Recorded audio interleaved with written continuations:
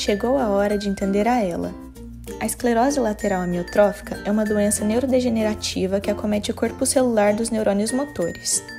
Embora seja uma doença rara, a ELA é o tipo mais comum das doenças do neurônio motor.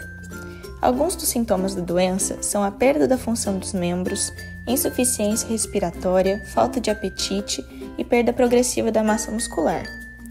O público mais acometido são pessoas entre 55 e 75 anos de idade. Mas como essa doença acontece? Bom, encontramos no encéfalo, na medula espinhal e em gânglios as células nomeadas neurônios, que transmitem impulsos nervosos de um neurônio ao outro, ou ainda de um neurônio para outra célula. Um dos tipos dos neurônios do sistema nervoso são os motores. Estes conduzem o impulso nervoso para algumas células, dentre elas as células musculares.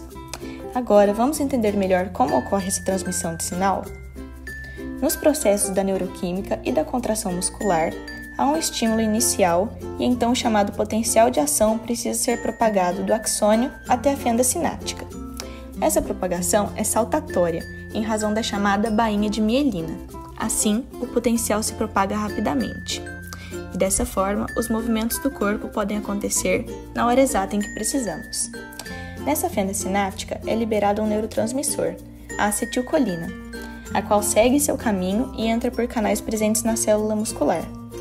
Já na fibra muscular, também é preciso que o potencial de ação se propague e libere cálcio. Dessa forma, acontece a contração na fibra muscular, e você consegue movimentar a perna ou mexer sua mão e aumentar o volume desse vídeo, por exemplo. Por isso, se o neurônio, que é essencial para essa sequência de eventos, é comprometido, os movimentos também são. Ou seja, quando há uma lesão desse tipo, surge uma doença neurodegenerativa. Quando ocorre a perda total desses neurônios, acontece a chamada morte celular. Existem dois tipos de morte celular, a necrose e a apoptose. No caso do sistema nervoso, a necrose ocorre em casos de trauma como o AVC. Já a apoptose pode ocorrer por diversos fatores, sendo eles patológicos ou não. No caso da ELA, ocorre esse segundo tipo, e a característica da apoptose é ser uma morte mais silenciosa e específica.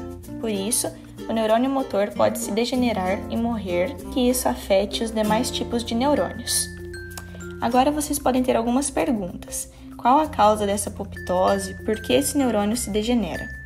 Isso é o que muitos pesquisadores ainda tentam descobrir, e essa é uma das razões que dificultam o tratamento da ELA. É uma doença que ainda não possui cura e é letal, pois os neurônios vão se degenerando e dificultando cada vez mais os movimentos, até que a pessoa também tenha dificuldade para respirar, pois a musculatura respiratória também é afetada, com ênfase no diafragma. E então, o estágio final dessa doença é uma paralisia irreversível. O óbito, em geral, ocorre entre 3 e 5 anos após o diagnóstico.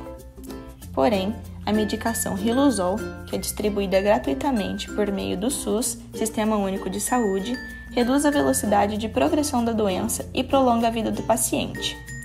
Além disso, o tratamento multiprofissional também prolonga e melhora a qualidade de vida do paciente, conforme veremos mais adiante. Como foi dito anteriormente, ainda não sabemos a causa da ELA, porém, a maioria dos pesquisadores supõe que ela seja multifatorial, ou seja, várias razões foram sugeridas e existem fatores genéticos e ambientais que trabalham juntos para influenciar o desenvolvimento dessa doença. Aproximadamente 10% dos casos da ELA estão geneticamente relacionados.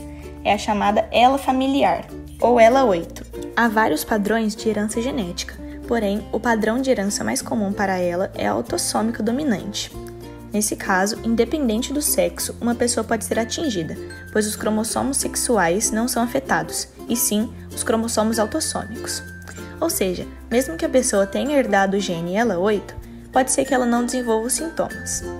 Acredita-se que existem alguns fatores de risco para ela, como fumar, exposição a produtos químicos, como por exemplo chumbo e outras substâncias tóxicas, e também o envelhecimento, que é considerado um fator contribuinte. A equipe multiprofissional é de extrema importância no tratamento da ELA. O nutricionista é responsável por uma alimentação adequada, visando os riscos de desnutrição do paciente.